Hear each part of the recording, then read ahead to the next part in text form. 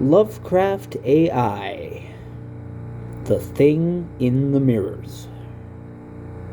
In the cold expanse of space, where light itself seemed to grow weary, the Archelysium drifted through the nebula like a lonely ghost. It had been generations since the great ship departed from Earth, destined for a distant, forgotten star. Its mission, to chart the fringes of known space and carry humanity into the unexplored depths of the cosmos. But over time, the crew became stories, their lives legends, and then mere echoes in the dark corridors of the ship.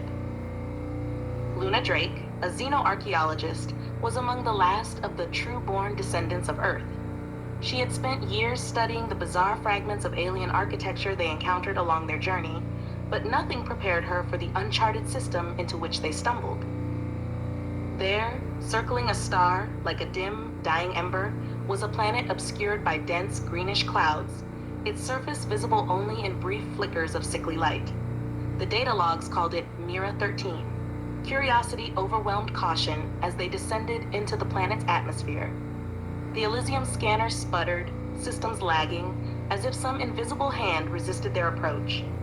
Through flickering view screens, Luna saw a landscape riddled with cyclopean structures, colossal and alien beyond comprehension.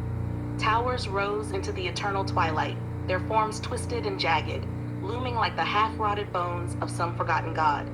No human hand had touched these monoliths, nor could any human mind fathom their purpose. As they landed, a strange vibration rippled through the ship, causing lights to dim and screens to flash with static. But Luna's awe drowned out her unease, and donning her suit, she stepped out onto the surface, her breath catching as she stared up at those impossible structures.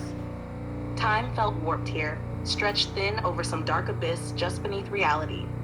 Soon, she found what looked like an entrance, a doorway as tall as a skyscraper, edged with markings that defied translation, seemingly alive, their forms shifting with every glance. Against her better judgment, she entered, descending into the bowels of the ruin. The air was thick, electric, tinged with an acrid metallic scent that stung her lungs even through her mask. Deeper within, Luna encountered what she could only describe as a chamber of mirrors. Though these mirrors did not reflect light, they seemed instead to absorb it, warping reality into grotesque shapes. They were smooth, polished surfaces, yet she could see glimpses of movement within, shadows or forms that writhed just beyond the veil, tantalizingly out of reach. She raised her hand to touch one, only to jerk back as a sensation like cold fire coursed through her mind. Her vision swam, and the chamber seemed to pulse around her. Shapes began to coalesce within those alien mirrors, solidifying into strange, indescribable forms.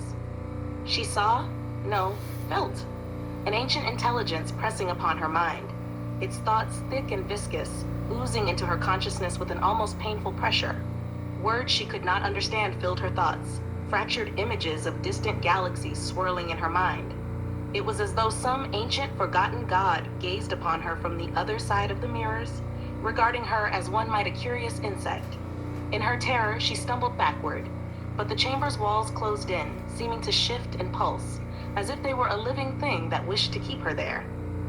The mirrors rippled, their shadows taking on grotesque, almost humanoid forms that reached out with long, slender fingers. And as she staggered, she heard a faint, insidious voice seep into her mind, an alien whisper that reverberated with the weight of eons. You were never meant to see this place, mortal. Her heart hammered, her mind teetering on the edge of reason. She had to escape, but the shadows were closing in, their forms shifting, reshaping, as if amused by her terror. She broke into a run, the very walls seeming to throb with a rhythmic beat, like the pulse of something titanic and foul slumbering beneath the surface. At last, she burst from the ruin, gasping, and found herself once more beneath the dark, alien sky. The ground beneath her quaked as though the entire planet had come alive, stirring in response to her trespass. Stumbling back toward the Elysium, she stole a final glance at the monolithic structure, and her blood ran cold. There, etched into the stone, was her own likeness, carved with unnatural precision, her face frozen in an expression of sheer horror. Back on the Elysium, she tried to tell the crew, but they found her words incomprehensible, jumbled phrases in a language she no longer recognized.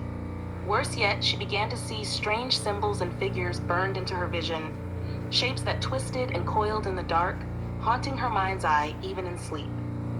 As the Elysium left Mirror 13, Luna drifted further from the person she had once been. Night after night, the dark mirrors called to her, the ancient voice whispering her name. And though she did not know it, her fate had been sealed from the moment she touched those alien reflections. For she was now the bridge, a living conduit between humanity and an intelligence that was older, darker, and far beyond human understanding. And as her mind unraveled, she realized with a cold, dawning horror that the thing in the mirrors was not a god, but something that gods themselves feared. This has been The Thing in the Mirrors. This is Joseph Arthur Roszell, thanking you for listening. Goodbye.